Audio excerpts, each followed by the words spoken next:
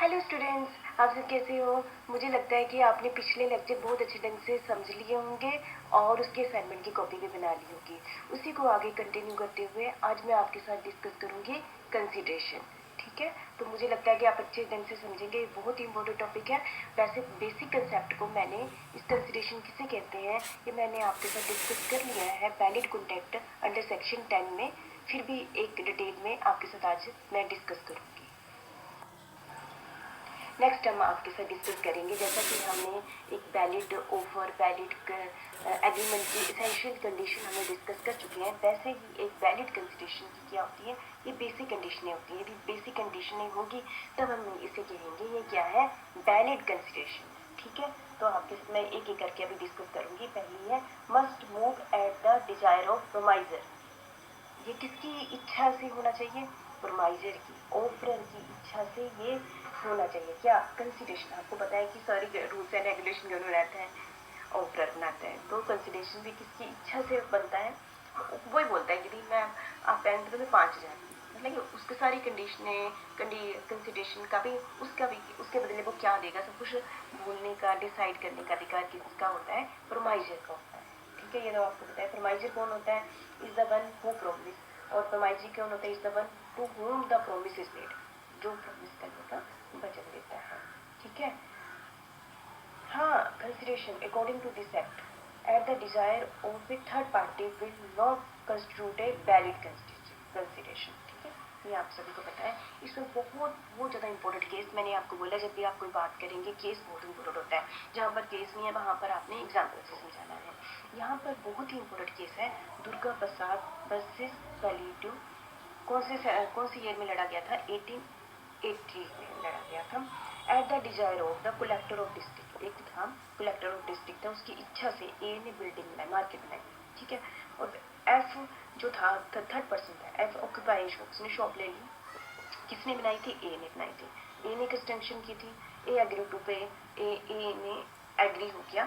कौन, ए ने, F agree हो गया कि क्योंकि एफ ने शॉप ले ली, ए ने बनाई थी, और एफ ने कहा मैं तुम्हें कमीशन दूंगा। पर फ्यूचर में एफ ने कमीशन देना फेल हो गया, ठीक है, दिया नहीं। ठीक है, और इसको कोर्ट में ले आ गया। तो कोर्ट ने कहा कि एफ उसको ये कमीशन देने के लिए नहीं।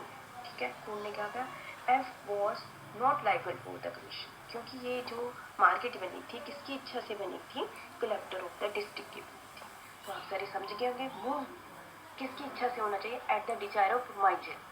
एट द जो मार्केट बनी थी ये किसकी इच्छा से बनी थी, कलेक्टर ऑफ डिस्ट्रिक्ट और ए के बीच में बनी। ठीक है, तो consideration must move at the desire of the promisor. ठीक है, ना कि एफ की इच्छा से। तो आपने ये समझ गए होंगे। ठीक है, दूसरा हम ऐसे ले लेते हैं। एक पर्सन ने कहा मैं टेम्पल की रिपेयर करूंगा और इसके लिए मैं 1 लाख रुपया दूंगा। जब रिपेयर की बारी आई तो वो मुकर गया। तो क्या इस पर क्या ये केस किया जा सकता है, आप सोचिए क्या होगा। तो कोर्ट ने कहा नहीं, जो भी है पर्सन ए है, जो आई है, उसको फोर्स नहीं किया जा सकता है कि वो 1 लाख रुपया रिपेयर के लिए दे ही दे। ठीक है, तो आप मुझे लगता है समझ गए होंगे, must move at the desire of the promissory estop. ठीक है, नेक्स्ट है मे मूव फ्रॉम प्रोमाइजी और एनी अदर पर्सन। ठीक है, ये किसकी तरफ से जाना चाहिए, हम प्रोमाइजी ऑफरी की तरफ से जाना चाहिए, और अदर पर्सन भी हो सकता है। ठीक है, it is not necessary that consideration should be furnished by promisee only. ऐसा कुछ नहीं है कि प्रोमाइजी ऑफरी ने ही कंसिडरेशन देना है, उसके बिहाफ पर कोई और भी दे सकता है। There should be presence of consideration, वहाँ पर कंसिडरेशन प्रेजेंट होना चाहिए।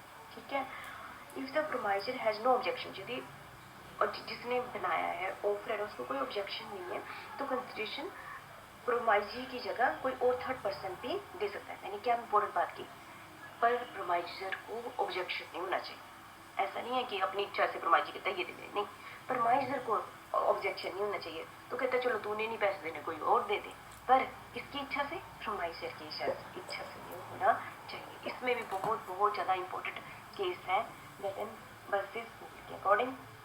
ठीक है, एक फादर था, वो अपनी बेटी की मैरिज करना चाहता था। उसकी अपनी बेटी की मैरिज करने के लिए उसने सोचा कि मैं अपना टिम्बर का बिजनेस क्या होता हूँ बेच देता हूँ। ठीक है, लेकिन बेटे ने कहा मत बेचो, ठीक है, कि मैं अपनी बहन का सारा मैरिज का खर्चा उठा लूंगा, आप इसको मत बेचो। तो फ्यूचर में क्या हुआ, उस बेटे ने क्या किया, पिता ने बेची नहीं जब वो टिम्बर का बिजनेस, तो फ्यूचर में उसने ब्रदर ने मना कर दिया कि मैं मैरिज के खर्चा नहीं उठाऊंगा। तो बता आप सोचिए क्या होगा। तो कोर्ट ने कहा ये एक वैलिड कॉन्ट्रैक्ट था। जो इसका क्या रिजल्ट होगा, इसका रिजल्ट होगा कि वैलिड कंसिडरेशन है, और ये दोनों के बीच में कि बेटे को देना ही पड़ेगा, बेटे को देना ही पड़ेगा। चाहे बेटे ने did not receive any consideration for his sister, चाहे बेटे ने सिस्टर से कोई भी कंसिडरेशन किया है, यदि सिस्टर ने इस पर केस कर दिया, he did receive consideration from his father, ठीक है, therefore it was a valid contract between consideration may move from any person, मतलब कि कॉन्ट्रैक्ट किसके बीच में होता है, फादर और बेटे के बीच में हुआ था, लेकिन फ्यूचर में सिस्टर ने केस कर दिया तो ये वैलिड माना जाएगा, क्योंकि सिस्टर क्या थी, थर्ड पार्टी थी उस केस में, पर कोर्ट की नज़रों में ये वैलिड माना जाएगा। मस्ट प्रूव फ्रॉम आईजी और एनी अदर पर्सन, क्योंकि बेनिफिशियरी कौन थी, सिस्टर थी ना, तो इसलिए सिस्टर के वो की तरफ से क्या हो जाना चाहिए, ये वैलिड माना जाएगा। ये थोड़ा सा आपको अलग सा लगेगा ना, आज तक हमने ये बात की ऑफर, दो ही पार्टियों की ऑफर और ऑफरी होती है, दोनों के बीच में ही चलती है प्रोमिस, लेकिन यहाँ पर थर्ड पार्टी आ गई, स्ट्रेंजर आ गया, स्ट्रेंजर टू कंसिडरेशन, क्योंकि यहाँ पर प्रॉफिट की सिस्टर क्या है, स्ट्रेंजर है, पर ये वैलिड कॉन्टैक्ट माना जाएगा, ठीक है। ये आपने बहुत ध्यान, तो पेपर के लिए बहुत ही इंपॉर्टेंट क्वेश्चन है, कौन सा, स्ट्रेंजर टू कंसिडरेशन, और ये आपका ऑब्जेक्टिव टाइप भी बहुत ही इंपॉर्टेंट क्वेश्चन है। यहाँ पर मैंने डिस्कस कर लिया है आपके साथ, पर फिर भी डिटेल में आपको अलग लेक्चर में इसके को डिस्कस करूँगी, ठीक है। थर्ड है